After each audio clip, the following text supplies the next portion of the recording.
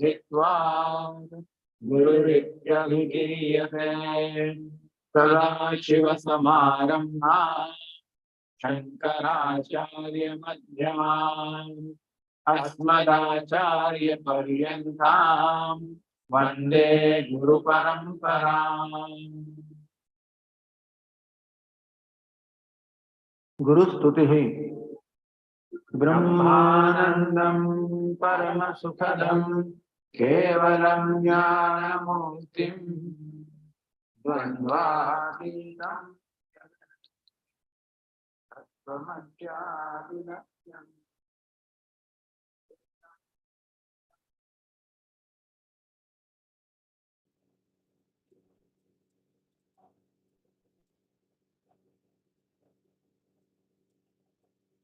Om Sahana Bhavatu Sahanau Bhunaktu Sahaviryam Paravavahai Tejasvinavadhitamastu ma Vidvishavahai.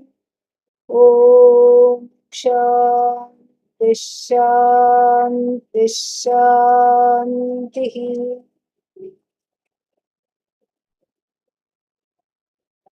These two ways of knowing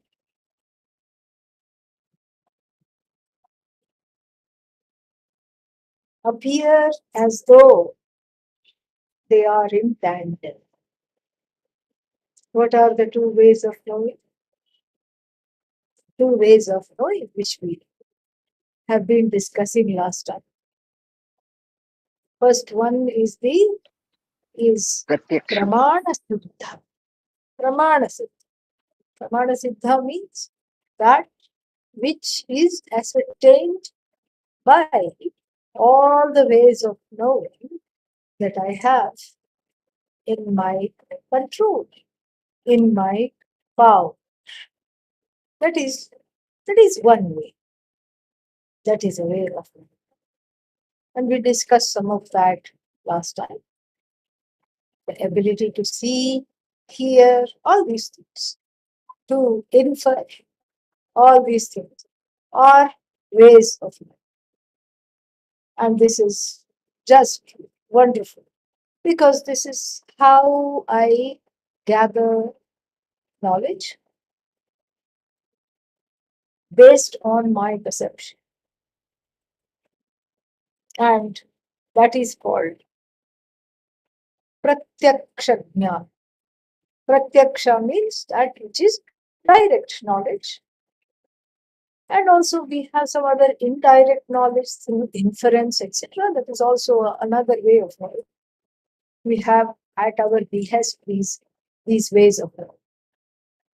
That gives rise to certain conclusions and impressions. First impressions, then leading to conclusions.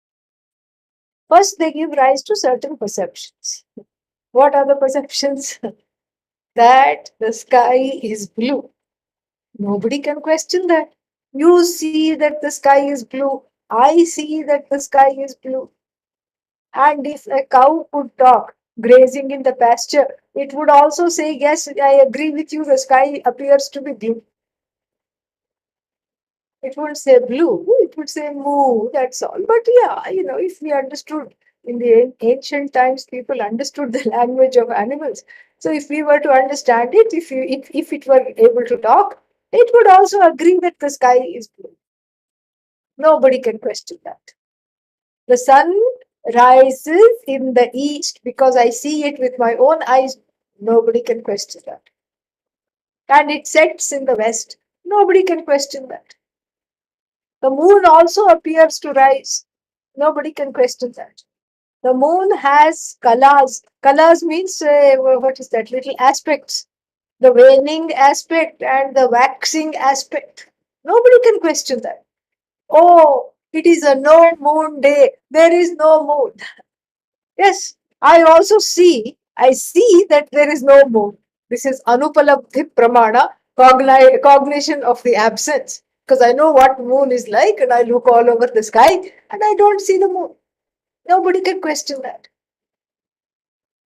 And When I put a pencil or a pen in a glass of water, it looks to be bent.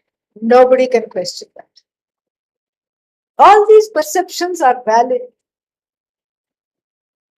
but the conclusions that we make based on these perceptions, that is eminently available for questioning, analysis, and revision. That is what science is. It's a constant attempt at revision. It is not anything else. It's always attempting to revise, revise. Why? Because it was found that the perception did not match the conclusion. This is what we have to understand. If the perception matches the conclusion, it is knowledge. It is valid knowledge. Samyak jnana, valid knowledge. If the perception does not match the conclusion, then I have to revise. I have to revise either the perception or the conclusion.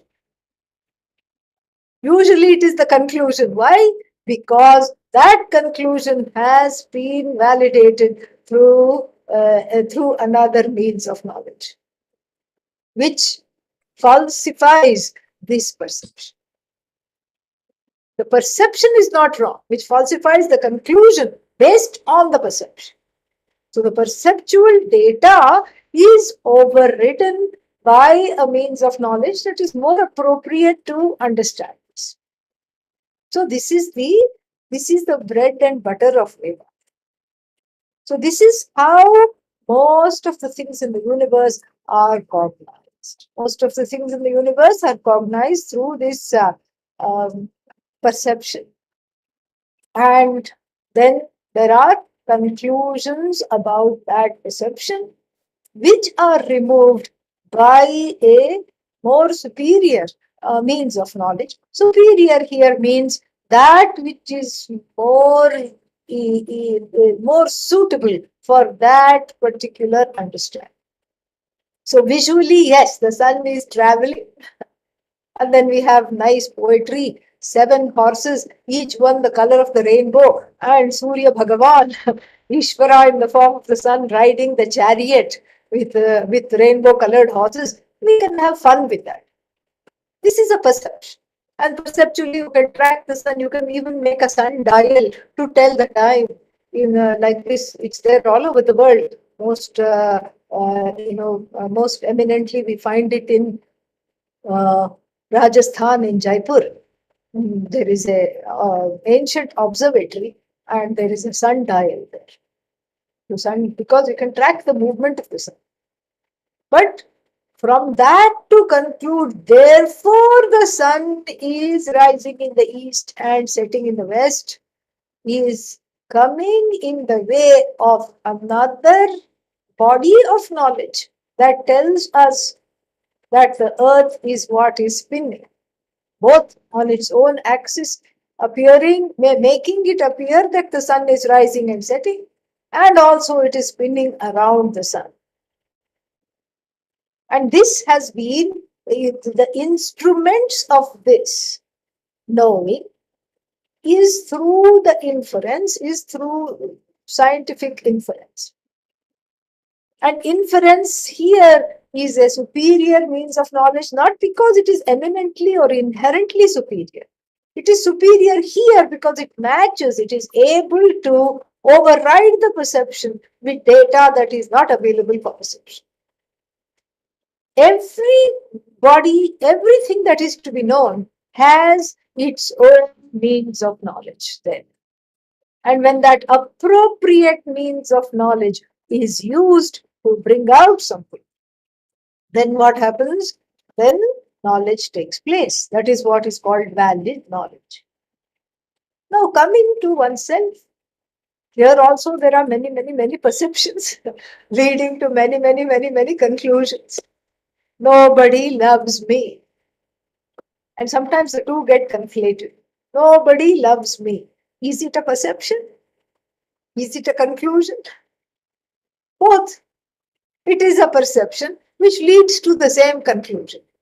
I am fat. It's a perception. based on the body, and the conclusion has bled into more than just the body. It's the fat appears to encompass the Atma, the indweller of this body also.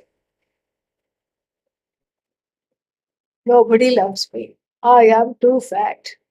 I am an idiot. I am a loser. Valid perception, because the perception leads one to understand that every perception in a way is valid. Okay. But the conclusion that this, therefore, I am fat. This is what needs to be looked into. You know why this needs to be looked into? Because it is not acceptable to me. I am sick, not acceptable to me. I am limited, not acceptable to me. The conclusion, I mean. Perceptually, yes, I am limited. I'm not some kind of a person who can move mountains. Every which way you look, I feel limited. Financially, doubly limited. Strength wise, limited. Knowledge wise, limited. Memory wise, limited. What did you have for breakfast 3 days ago? Nobody knows. Nobody remembers. Unless you keep a food blog. Some people like to take pictures of their food. Not once in a while when they make some exotic dish, but every day and then post it somewhere. It's called, and sometimes they take video of the food. It's called vlog. And if they take pictures of their food and post it, then it is called vlog. Okay. So then you just keep, then you can scroll back 3 days ago, look into your blog. Aha, okay, it was idlis. This is this is how you found out you had idlis 3 days back. So this is the nobody remembers. Memory wise, finite, limited. Financially, of course, finite. Strength wise, finite. Knowledge wise, finite. Every which way I look, finite, finite, finite, finite, finite, finite, finite, finite, finite. This is perception. And you will find a lot of people that will agree with you also. Why not? Because they will say, yeah, whenever I ask you for money, you say you don't have any. Definitely you are financially limited, because otherwise you would be giving me. Because whenever I ask you for money, you say, oh, I don't have, I'm sorry. I would love to give you some money, but I'm sorry, I don't have any money. No, that means you're finite. I also agree that you are finite. Somebody can say that. And then, yeah, looks like you're packing in the pounds. You are packing in the pounds. Yes, I agree with that, because I've known you for the last 5 years, 3 years, whatever. And I can see that you are becoming a big person. You're becoming a bada Mahatma. Bada, pun on bada, big person. Big means you're growing sideways. I can also see that, yes. Perception. Conclusion, therefore, I am fat. Here, there is some way in which the body dharma, the attributes of the body, are seeping in, bleeding in to the eye. Therefore, the conclusion, I am overweight, I am obese, I am fat, that needs to be looked at. That is what needs to be looked at, because this is, otherwise, this is not a good conclusion. Why? Because it is not valid. It is not valid because we are using the means of knowledge, pratyaksha, for something to us to understand something that does not require that means of. How? Because the eye does not require the eyes to establish that it is there. You have to understand this very, very, very, very clearly. The eye does not require anything to establish that it is there. Aham asmi. I already am. How do you know? Aparoksha. Paroksha means remote. Like the knowledge of the sun traveling through the sky, so to speak, remote, indirect. Everything is indirect. But here, this is immediately known that one is overweight. That conclusion also, in a way, even though we are using means of knowledge, that conclusion is also kind of indirect, because it is pramana siddha. Dushta pramana siddha, a bad pramana is used, namely the eyes. Now, we have dragged the body to stand in front of the mirror. And then I look at the body, and then what is the conclusion? I am not okay. I am fat. Therefore, this means of knowledge, is valid to understand that the body has been putting on pounds. This means of knowledge is okay for that. But to translate that into therefore I am not okay, therefore I am fat, is what? It needs a extra some kind of, needs something else. It's a wrong conclusion. It's a kind of a leap. Why is it a wrong conclusion? Because the eye doesn't need to be known by a pair of eyes or a pair of ears. Why?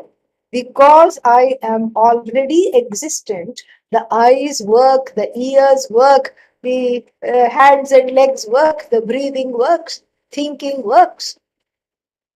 I is already established, not by a means of knowledge that I have in my hand.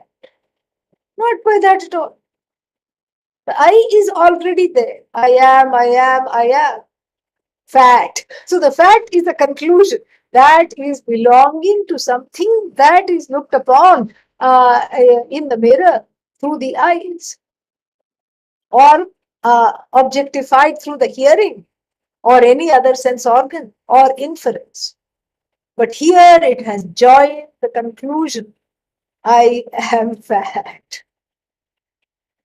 If this conclusion were not quick, one was not like a fox that jumped into these kinds of conclusions. Fox just jumps, okay? Yeah, here I'm just using that jumping. Fox doesn't jump into conclusions. So Fox just jumps very quickly, even before you're able to see. So how, this is something which is very interesting. So I jump to conclusions about that which is already self-evident. And since I am self-evident, the eyes are there, the ears are there, everything works because I is already self-established. So these are the two things that appear to go in tandem. I am, this knowledge that is aparoksha, and everything else that is paroksha, remote, needing something in order to come to a conclusion, needing something, some instrument of perception, needing that. And they are like as though ships passing in the night. I don't even think about this aparoksha jnanam, this aparokshanubhuti, that which is already ever experienced without a means of knowledge as I. I never think of that. It seems to be there. It carries all other perceptions and conclusions. If the eye was free of picking up conclusions, which actually have to do with the body, the mind, and the senses, then we would have no problem. There would be no need for starting a new text called Aparokshanubhuti. No problem at all.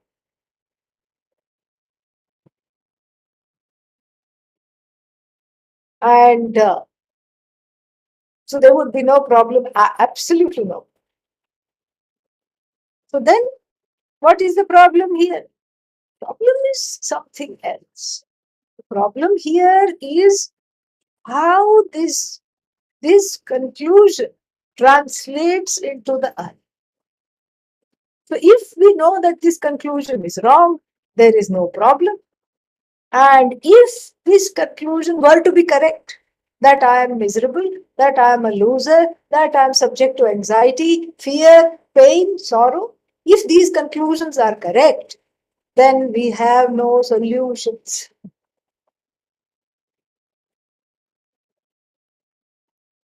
No problem, no solution. But this is, if this conclusion is wrong, then we need Vedanta. That is when we need Vedanta, because the conclusion is what is wrong. But how do I know it is wrong? Simply because it does not jive with my own understanding of how the I should be, despite not having V for Vedanta in my life. I have no Vedanta in my life. I don't know what is Vedanta. Let us say I have never studied it. Still, somehow I know I am supposed to be free of anxiety. Anxiety is an interloper. I know. And then fear is an interloper. I know. He's an imposter. I'm supposed to be free of fear. I cannot tolerate fear. I cannot tolerate sorrow, even for a minute. That's why I have the human beings have built up complicated mechanisms to stave off sorrow and fear. How? By keeping oneself completely busy and distracted all the time. So that even for 5 minutes you cannot sit and understand what is going on. You cannot tolerate yourself even for 5 minutes. That means what? That means this is non-acceptable to me. It is completely and totally unacceptable to me. Unacceptable. I cannot handle it. I will not stand for it. I don't want it, and I just want to get rid of it. And then again, nobody complains when they are happy. Nobody complains. Nobody says to somebody, to a friend, you're such a wonderful, dharmic, ethical person. 3 wonderful things happened to you in your life this week. So sorry. No, nobody says that. And nobody comes to a Swami. Usually people come to Swami with a lot of complaints. But nobody comes to a Swami and says, I'm really worried because nothing is wrong. Nobody says that. In fact, that is when one doesn't go to Swamis, because you don't need a Swami. Because of you have what you have is me, and I'm doing fine. That is what one thinks. And so therefore, this goes to show that the I that I want to be and the I that I already am are actually one and the same. The seeker is the sought. The I that I want to be and the I that I am are one and the same. Why? How come? How do you say that they are one and the same? Because it is in keeping with my desire, my greatest desire. And it is also in keeping with my anubhuti, my own experience of myself. That I absolutely love the times that I am happy, and I absolutely detest the times when I'm not happy. I love that pleased self. I love to bring it out. And I constantly want to, quote unquote, improve myself. By what? By becoming more compassionate, by becoming more accommodative, by growing to be less reactive, less angry, by learning to manage my anger and my desires. I want to grow. Even though people who may not have heard of any kind of spiritual traditions of the East, they will still have these desires, because somehow the I that is experienced is all of this. The only problem is this eye is having a constant amavasya, meaning it doesn't seem to be coming out at all. Once in a while we see a slight sliver, in the shape of a little smile.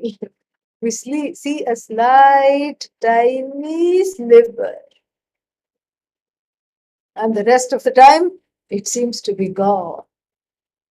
I want that eye to come out and play more and I try everything. And everything is elusive and everything seems to put me just backtrack. It makes me backtrack into those dead ends of the objects of desires that I just pursue. One step forward, two steps back. This is what happens because I find myself trying to generate the happiness that I already own. What a travesty. I find myself generating through actions that which is not at all a product of action, that which is already myself. And in this generation of this happiness, in trying to produce this happiness, I get entangled into more results of actions. The fallout is really not worth it. A little bit of happiness, like the Bhagavad Gita says, a little bit of a contact high leaves in its way just a whole lot of unpleasantness. And that's how one sells one's life short. Instant gratification. Oh, this is going to make me happy for how long? 2 minutes. Now I'm going to do this. And then what's going to happen afterwards? I don't know. I don't care. What's going to happen to your health because this substance is dangerous to your health? I don't know. I don't care. I just want to be, I just want to forget this I that I cannot tolerate. And I want to access that I which doesn't seem to come out on command, on demand. And so therefore I want to do this. But you're going to spoil your health. That's okay. I'll take the risk.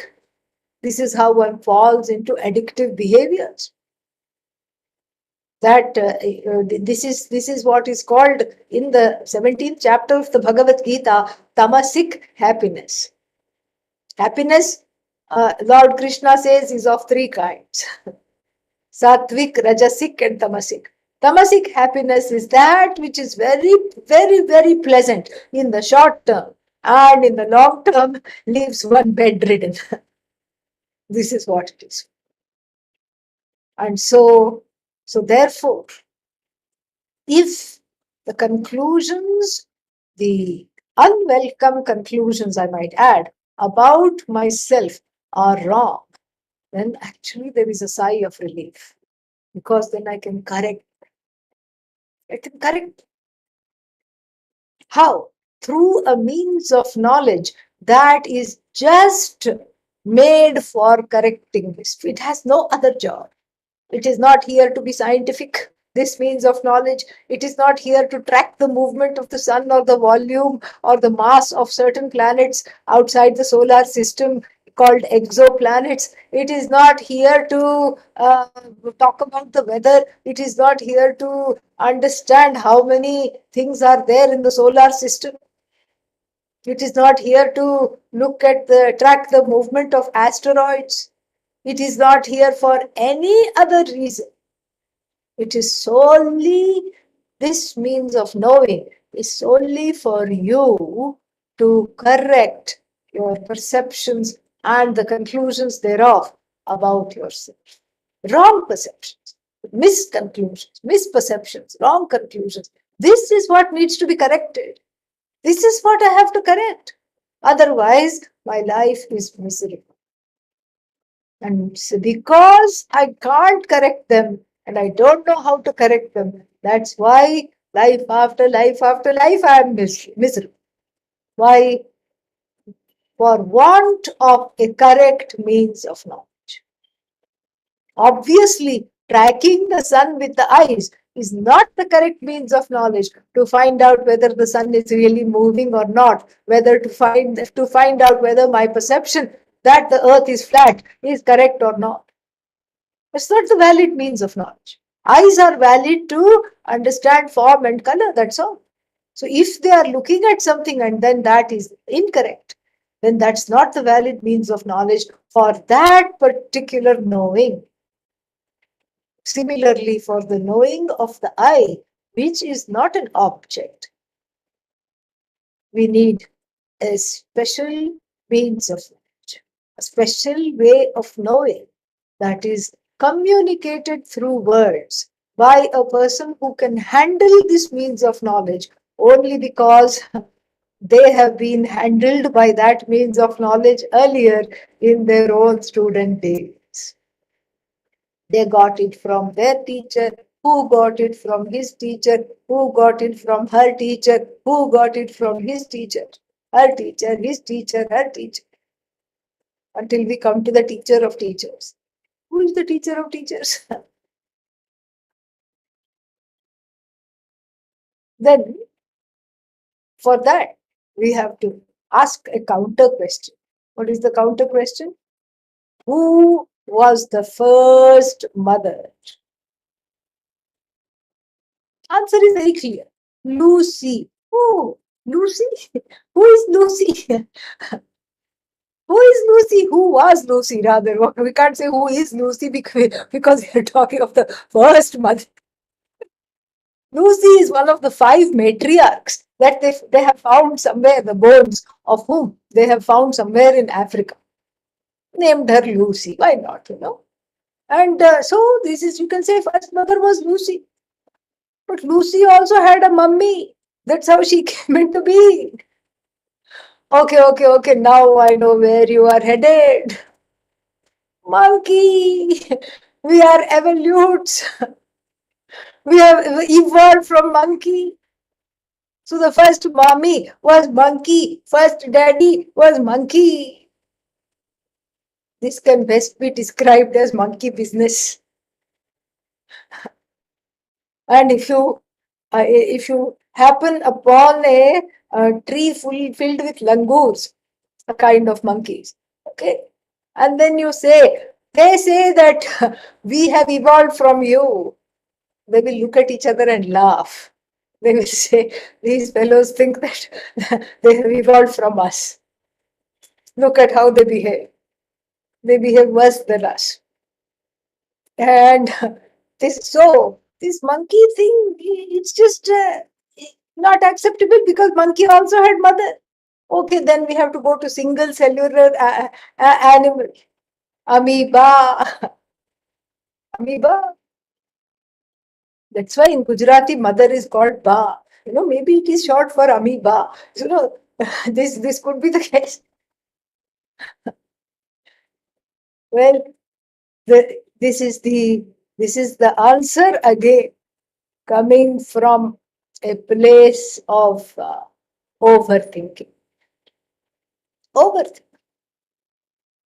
Because obviously everything has come from a source. And that source alone we call Ishvara. And that source, it is not visible, it is not understood, and it is certainly not understood as an extension, as the same as I. A source whose raw materials, when you unpack this source, is nothing but self-existent presence. That is all knowing. And what are you? When you unpack this I and cognitively take away the body, take away means from reckoning. You do not reckon this body, the mind, the senses. You take away all that cognitively. What are you left with? A self-existent presence. That is all knowing. Oh, come on. What do you mean all knowing? Do you not know what you know? Yes, I know what I know. Do you also not know what you do not know? Yes, I know that I do not know Greek, I do not know Chinese, I do not know astrophysics, I do not know biochemistry, I know all this. Aha. So, what is all? All is a conglomeration. All is the sum total of all the things you know and all the things you do not know. That is what constitutes all. And if you know what you know, and you know what you do not know, that means you are an all knowing presence. And the Ishvara of the Veda, the Ishvara that is to be revealed, is also an all knowing presence. That presence which is all pervasive. No, but I am not all pervasive. Yes, I am small pervasive. No, you are not small pervasive. Because what we are positing here is that the I in you is the same as the I in me, as the I in he, as the I in she, and the I in it. All these things, animate, inanimate, everything. One I, that one all knowing, all pervasive, sentient presence, which never comes to an end, Ananta, pervades this entire universe. And that same all knowing presence, which is not confined to a particular body mind sense complex, endowed with the power to create, the power to sustain and take back this universe, is the definition of Ishvara. And the whole purpose of this text, as other Vedanta text, is to repatriate this I back to where it belongs, back to that all pervasive presence. I identify with that all pervasive, ever present, never absent presence, rather than the container in which this all pervasive, never absent, and never ending presence comes in. The container is finite. The container means the body, about which I was complaining it has put on too much weight. Container is finite. And what else is finite? The conclusions are finite. The container is finite. But how can that which cannot be contained be contained? Exactly. Therefore, we say it is as though conditioned by this body.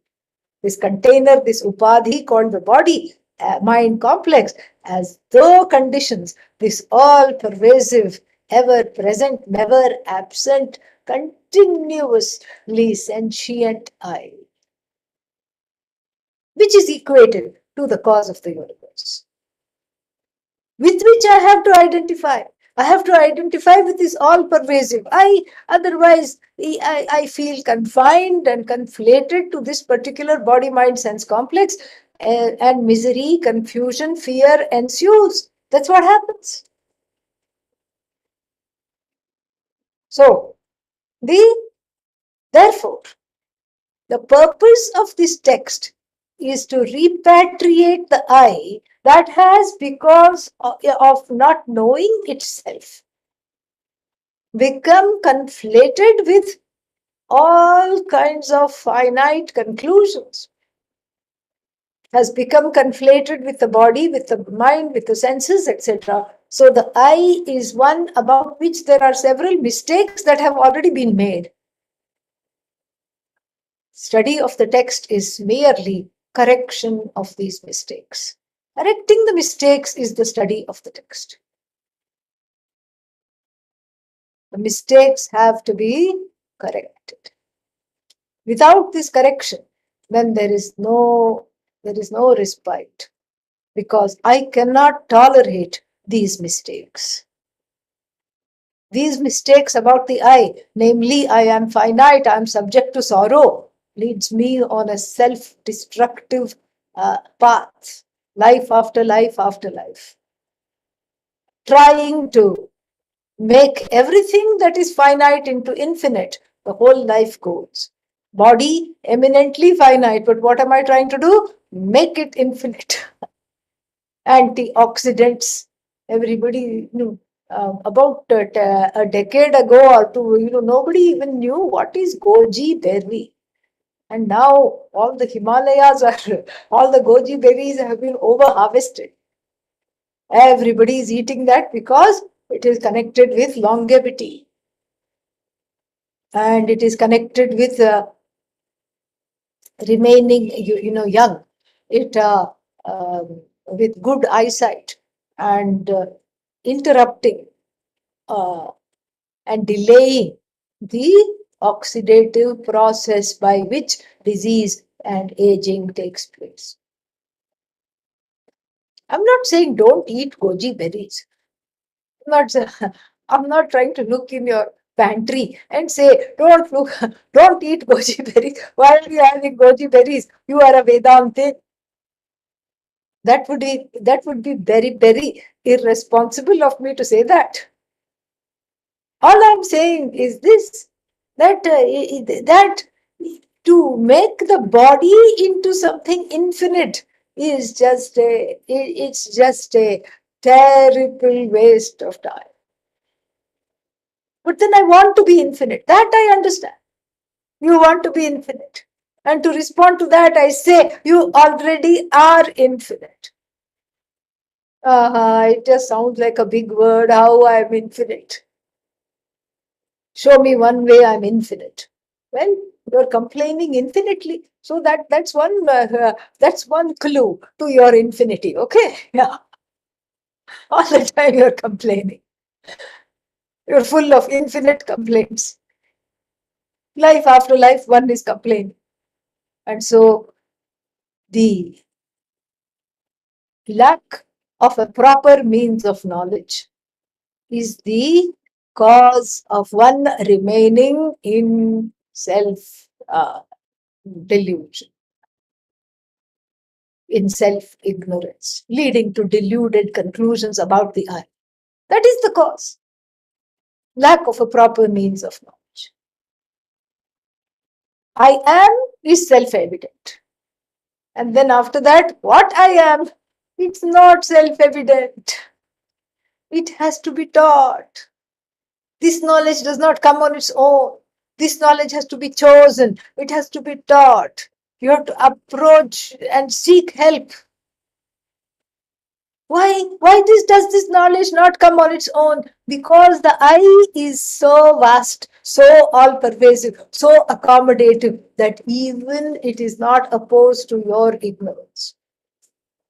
The I, the Atma of the Aparokshanubhuti, does not care if you suffer from self ignorance. It says, yes, I will just shine a light on that self ignorance. And then what will happen? Oh, now that I know, now that the light of knowledge has been shined on this self ignorance, I can't handle it. Here I go to a new text. Here I go. Here I seek a teacher. Here I seek the teaching. This is what it is.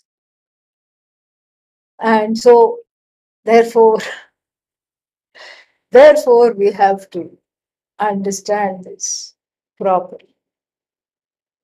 And just like our stock example, you see a snake when? At twilight, lying in the backyard. Eek, snake! Fortunately, you have your flashlight with you and you shine the flashlight. Ah, just a hose pipe that I forgot to put away after watering the garden.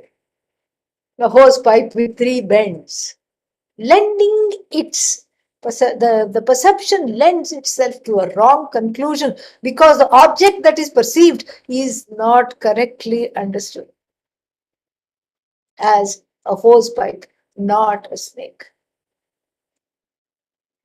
The object is misunderstood here for lack of light. And similarly, the I is understood to be, don't say snake here, okay? Yeah, but equally scary. Eek, you can say. I'm afraid of myself. I don't like myself. The I is understood to be finite, distasteful, always complaining, fearful, tearful. An actor who is scrambling to be noticed, to get something, to accomplish something. And what is this something? A never-ending penchant for accomplishing one thing or the other, because one has concluded that the I is insecure. All these are conclusions. All we need is a flashlight to dismiss the conclusion and see that the I is glorious, all pervasive, ever present, never absent, one with Ishvara, the cause of the universe. The flashlight to cognize the snake, so called snake, to cognize the hose pipe, is in my hand. I have it at the back of my mobile phone. But what about the other flashlight to dismiss these conclusions about myself? That also is actually already here. That is the text. The text and the teacher are a package deal flashlight that dismiss first question and then dismiss completely the wrong notions of the I. Yielding to discover the self, the ever existent, already present self, as free of sorrow, as free of all these wrong conclusions that I am doing, that I am having. And that is how that is why we need the text called Aparokshanubhuti. Now, the text is a big text, 144 verses, which will talk about all the topics, all the ways in which the all the ways in which these wrong conclusions have come about and how they can be dismissed. A step-by-step work. Aparokshanubhuti is an example of this special means of knowledge. Upanishad obviously is a primal example of that. Aparokshanubhuti, a secondary work written by some Shankaracharya. It's attributed to Adi Shankara because that was how it was done in the earlier times. But then it is written by some Shankaracharya or the other. And we have many, many, many Shankaracharyas. It started with 4. Adi Shankara established 4 seats of learning in the north, in the south, in the east, and the west of India. And they came to be called mutts, matha, not M-U-T-T, mutt. Okay, yeah, all right. That's the roadside dog. Okay, so this is a dog with no pedigree is called mutt. So this is not. This is matha, Mahaprana. So this is some kind of an ashram. So 4 ashrams were established in Adi Shankara's time. And actually, this is something I think we learned from the Buddhists. This is the kind of a very nice legacy of Buddhism, which was at that time spreading in India.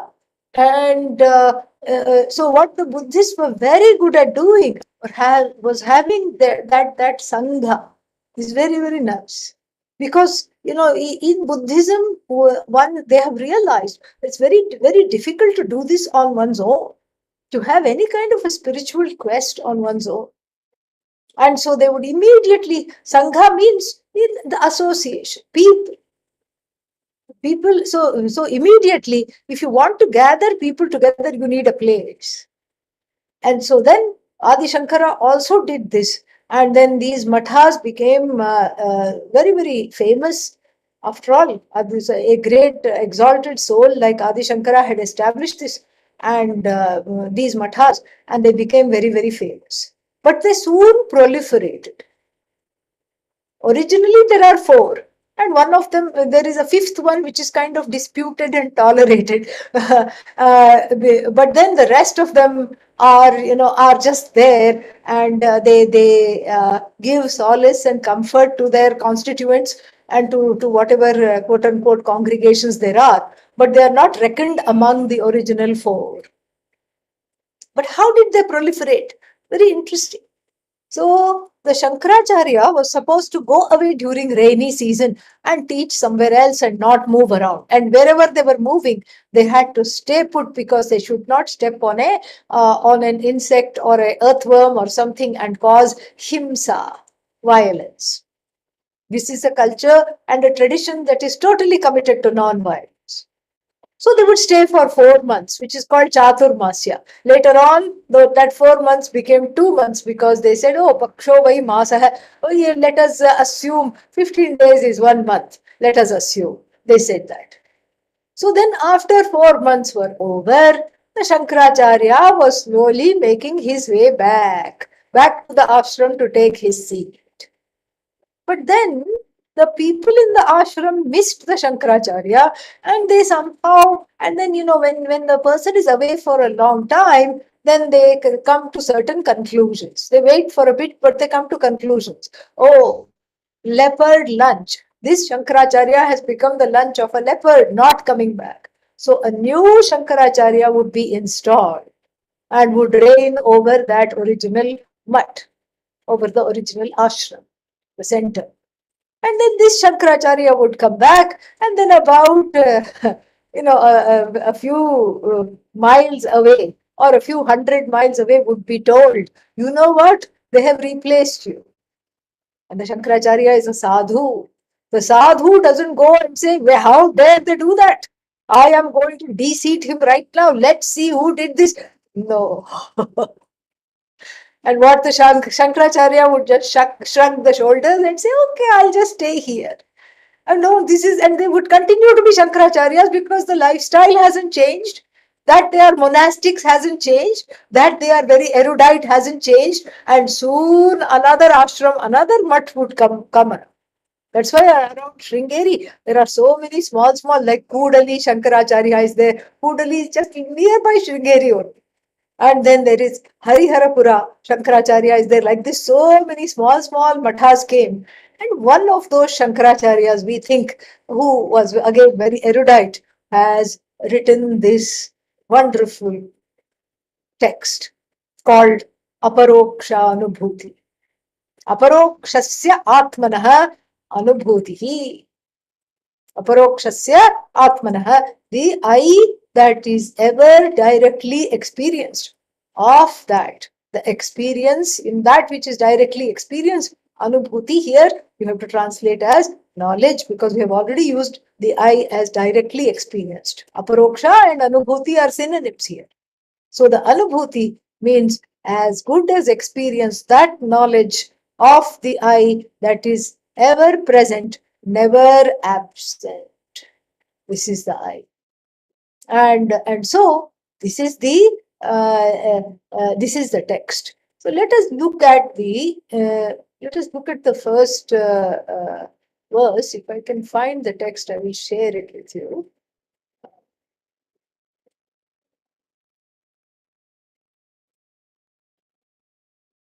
Yeah, it's coming. Here we go. I have put it in transliteration so that people who don't have Sanskrit can also enjoy chanting that. Yeah, thank you, Meenal, for sharing that. So that is there for you. That is there for you to have. And this one you can just look at right now. Are you able to see this? Yes. Yes, Swami. Sriharim Paramanandam Ishtaram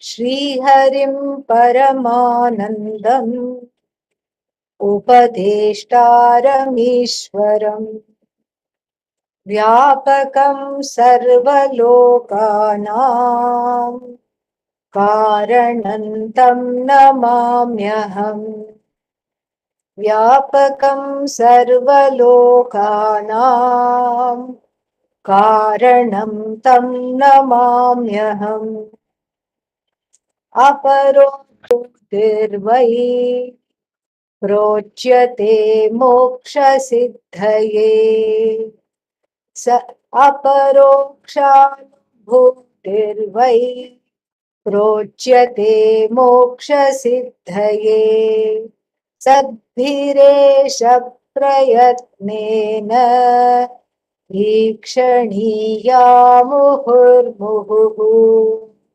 सद्भिरेषा प्रयत्नेन वीक्षणीया मुहुर्मुहुः.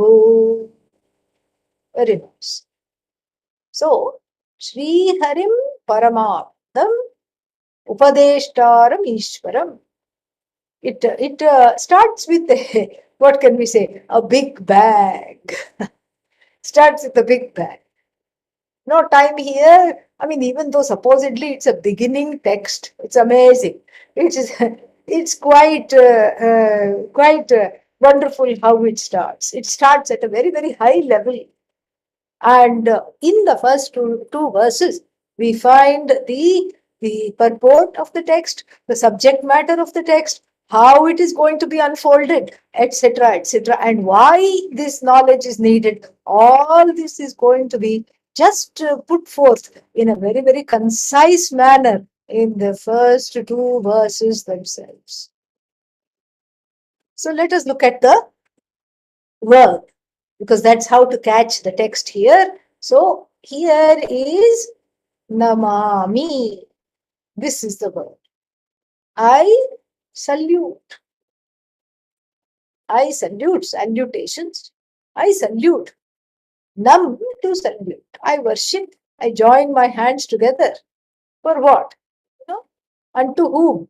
And the rest of the words are qualifying are indicating the object of this namanam, the object of my namana, the object of my salutation is indicated by all of these words.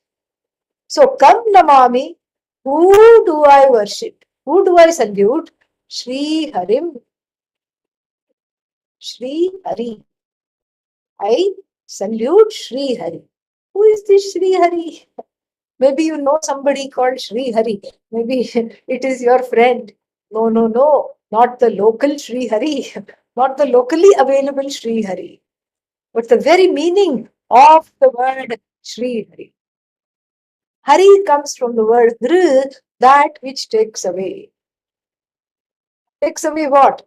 Harati papani iti harihi. The one which takes away all my omissions and commissions, all my regret, my guilt, my hurt, my pains, my sorrows, all the things that I have done that I'm not proud of, and the results of that, the one who takes away is Hari. Hara also from the same root. Hara means Lord Shiva. Hari is associated with Vishnu. Don't know why, it's just the convention.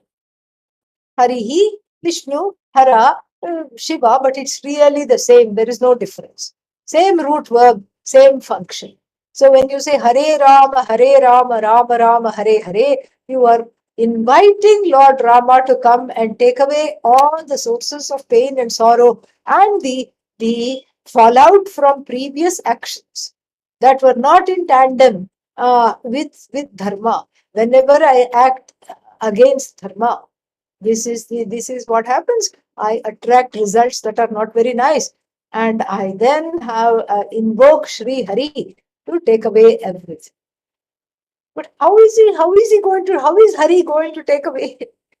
Because he is along with Shri. Shriya Yukta Harihi. Who is this Shri?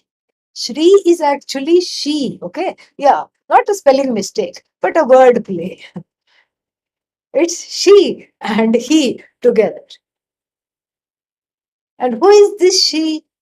The goddess Shakti, the one who has the magical power to take away your karma, to take away all the bad karma and its effects, the effects of the bad karma to take away. One who is equipped with a magic wand, and the magic wand is Sri Lakshmi. Lakshmi, the word means luster, absolute shining. Hari means takes away.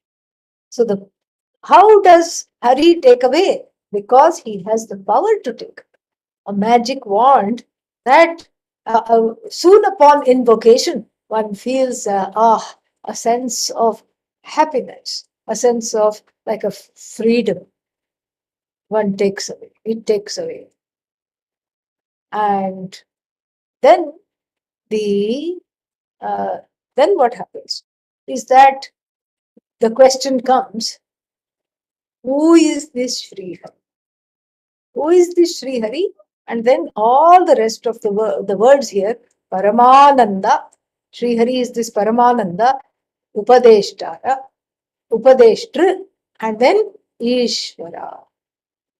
And the one that is Vyapaka, and the one that is Karana. These are all the words that are adjectival to Sri Hari. Who is this Sri Hari and why should he be invoked at the beginning of the Aparokshanubhuti? We will see next time. Since we have gotten on this class very nicely, I don't, even though I'll be traveling, I don't want to stop this. I don't want to stop the class next week. So I'm going to have an alternative class. And then those of you who can make it, please come. And those of you who cannot make it, then you can take it on YouTube. And what is the YouTube address? Somebody write the YouTube address. Does anybody know offhand? YouTube channel. So somebody can write that in the chat pod, please. And then Sri Hari is one word, correct? Sri Hari. Shriya Yukta Harihi Sri Hari. It's not like Sri Rama, Sri different and Rama different. That is also there. But it is Sri Hari should be understood as one word. So yeah, this is the thank you, Ram, for doing this. So then let us find a time to meet again at 8 o'clock Eastern time and 5 o'clock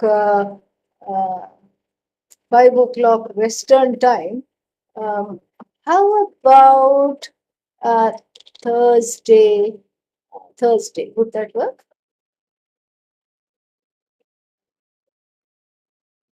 Swamiji means this Thursday? Yeah, Thursday night for you.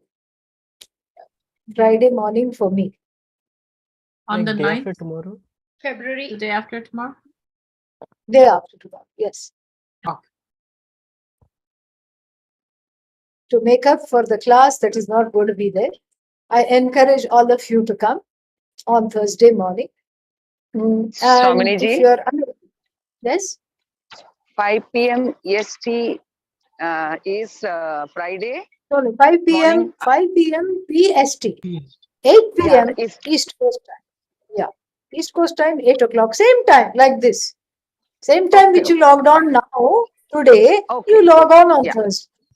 I All right. encourage you Thank to please do that.